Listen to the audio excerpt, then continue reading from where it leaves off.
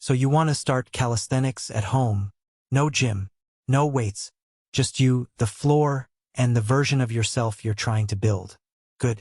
Because most people start calisthenics completely wrong, and it destroys their progress before they even begin. Let's fix that. Intro, the relatable problem. You ever watch someone doing clean pull-ups, perfect push-ups, or handstands and think, all right, how do I even start? Then you open YouTube and get hit with 50 different beginner routines, 20-minute follow-alongs, 300 opinions that all contradict each other, and some guy doing a full planche on day one like it's nothing. And suddenly you're overwhelmed, paralyzed, confused, motivation gone. Here's the truth. Calisthenics looks complicated, but training the right way is simple.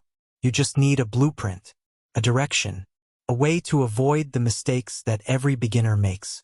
So today, you're getting exactly that. Everything you need to know before starting calisthenics, and everything that will save you months of wasted effort. Let's break it down. Section 1. The big lie about calisthenics. People think calisthenics is just push-ups, pull-ups, squats, handstands if you're feeling spicy. But here's the reality. Calisthenics isn't about doing fancy moves. It's about mastering control. Your body is the weight. Gravity is the enemy. And your strength? That's what decides everything. Most beginners fail because they try to copy advanced moves without building the foundation. They jump into 50 push-ups, try to muscle their way into pull-ups, attempt handstands with the same confidence as a toddler learning to walk, and then wonder why nothing improves.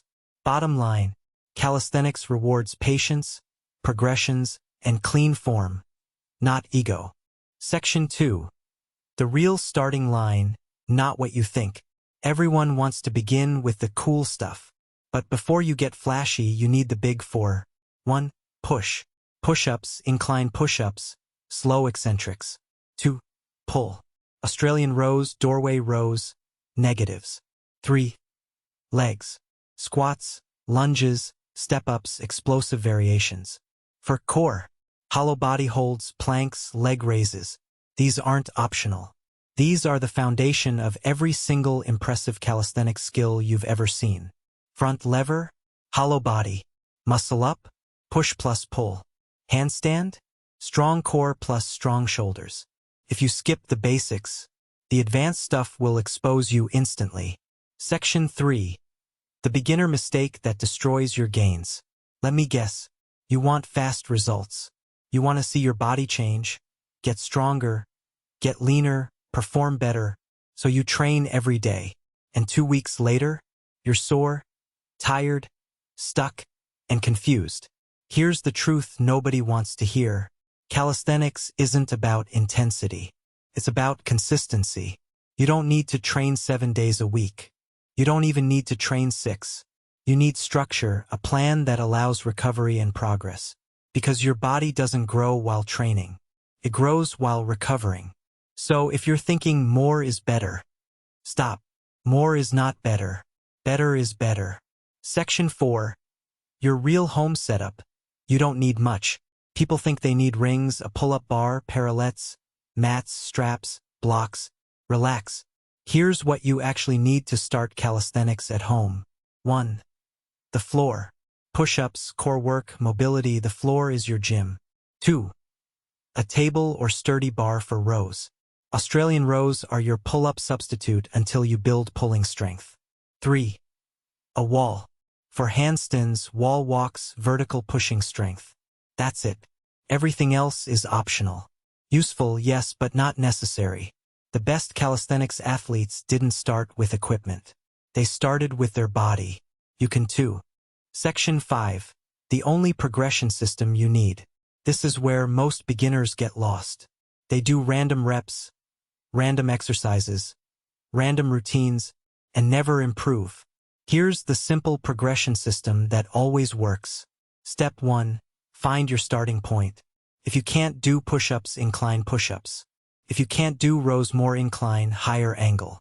If you can't do squats, slow negatives. Step 2. Master the movement. Clean form, full control, core tight, no rushing, no ego. Step 3. Increase the difficulty slowly. Lower the incline. Add tempo. Add pauses. Increase reps. Increase sets. Move to harder variations. Step 4. Test your strength monthly. Not daily. Monthly. Slow progress is still progress. And calisthenics multiplies over time. Trust the compounding. Section 6. The secret to staying motivated. You're going to have days where you feel weak. Days where you feel stuck. Days where your body refuses to cooperate. That's normal. But here's something every calisthenics athlete eventually realizes. Your progress isn't linear. But it is guaranteed if you don't quit. You might not see a difference daily or weekly, but one day, your first push-up becomes effortless. Your first row becomes a pull-up. Your hollow hold becomes a handstand.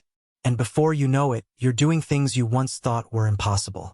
Calisthenics is a long game, patient game, a mastery game. You're not training muscles. You're training control. Final section, the takeaway. Listen, you don't need equipment.